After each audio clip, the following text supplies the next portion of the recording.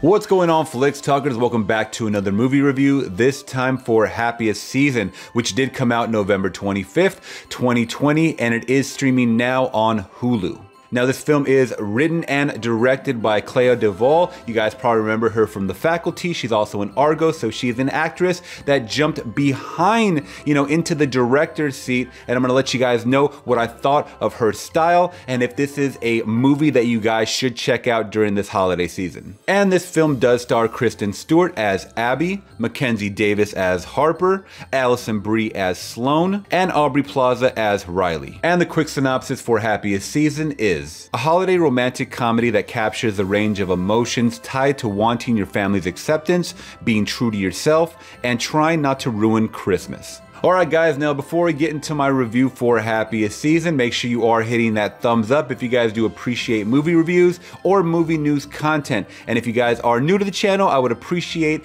a subscribe and hit that bell notification if you do enjoy content like this. Alright, so let's jump into my review for Happiest Season. So right out the gate, guys, if you know me, you know that I don't review too many holiday movies on this channel. It's hard to kind of pull me into a movie, let alone a holiday movie in 2020. I always go back to my classics. Obviously, since we are jumping into the month of December for 2020, I'm gonna have a lot of the retro ones I will be reviewing. So this one was kind of a blind jump. I didn't even see the trailer, honestly, because I've kind of avoided trailers, at least in the last 5 years, because they show so much of the movie. And that's another thing I wanted to talk about, is that I will be only talking about subject nature alluding into the trailer itself. So if you're kind of iffy about watching this movie, I will suggest watching the trailer first before you hit play on your Hulu account. And as always, my reviews are spoiler free. Alright, so jumping to my pros of this film have to be the acting. So Kristen Stewart,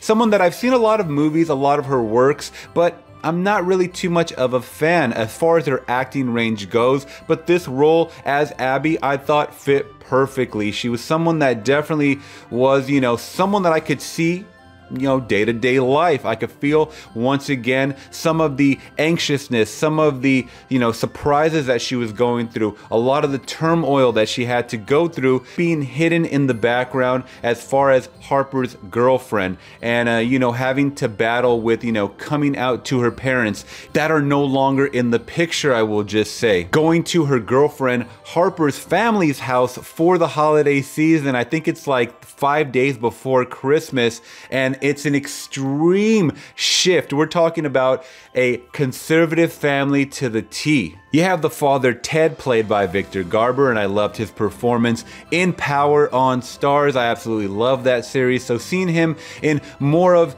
I guess, a vulnerable role in this film, someone that is more of a stone-faced character, but in the end, it comes down to family for him. He is someone who is, running for possible mayor of the town, so he wants to make sure that his record is as clean as possible, and we see that with politicians, keeping their family secrets sometimes is extremely relatable to real life. As well as the mother, Tipper, played by Mary Steenburgen. I thought she did an excellent job, very reminiscent of her motherly role in Step Brothers. So if you guys have seen that, you guys kind of know what to expect with her performance here, except that she's extremely stiff and she wants things to always go as planned. She plays a perfect house mother, and I loved her performance in this. Now, Alison Brie, someone that I did see in Community, man, she is stepping it up. I saw her more recently in the Dave Franco directed film, The Rental. I thought she did a pretty good job in that film, and I thought she did a really good job in this film, playing someone that is a sister to Harper, and she's always looking to be the favorite, always looking to kind of one-up in certain situations. Even though she didn't kind of follow in her parents' footsteps,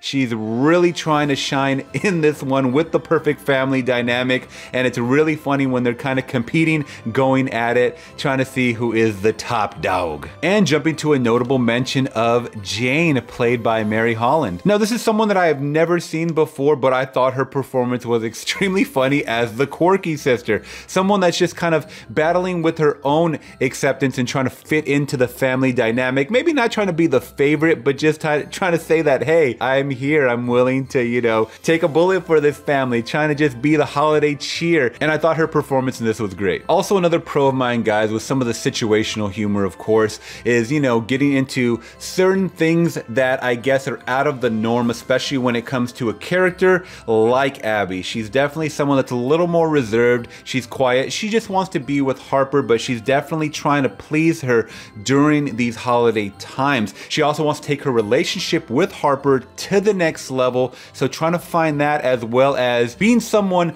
that is definitely impressionable with her family, is a tough feat for anyone of all walks of life, gay, straight, what have you. It's always tough trying to please the folks, right? So I think this extreme relatable factor is what kind of sucked me into this movie. All right, now jumping to my cons is, unfortunately, it does follow all of the holiday tropes of a Christmas Vacation, of a Meet the Parents, and I got Meet the Parents vibes right away. You know, Abby's kind of playing the Ben Stiller role where he's really trying to impress the family.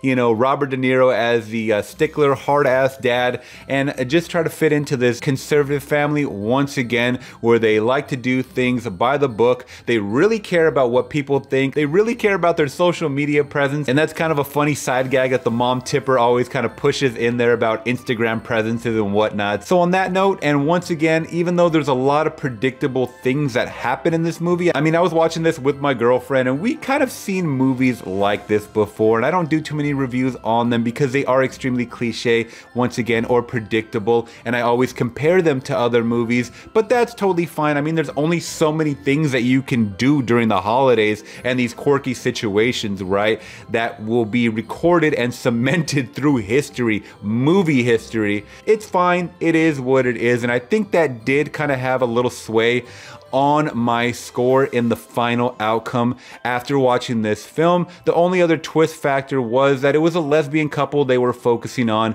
and that is extremely relatable to the times that we're living in now. All in all, guys, I did have an extremely fun time with this movie. I laughed through and through. I chuckled at certain times. I thought the dialogue and the writing, the directing was great, though I would have maybe added a little more Christmas music or Christmassy themed music to kind of set the mood. I heard a couple of scores in the background, but not enough to kind of get me enthused in more of the Christmas type of film. But maybe Clea Duvall was not really going for that. Maybe she was looking for a film that could be watched any time of year, because even though this was during Christmas time, it wasn't kind of bombarded and pushed in your face like some of the other ones were that are more, I guess, classic worthy. But this is definitely one that I would recommend to watch with the family. I got that family feel in the end, and that's kind of what I'm looking for when I turn on a movie like this. This movie is clocking in at an hour 42 minutes, and maybe just trim off a bit to get an hour 30, hour 35 at most. We all know people's attention spans, especially this time of year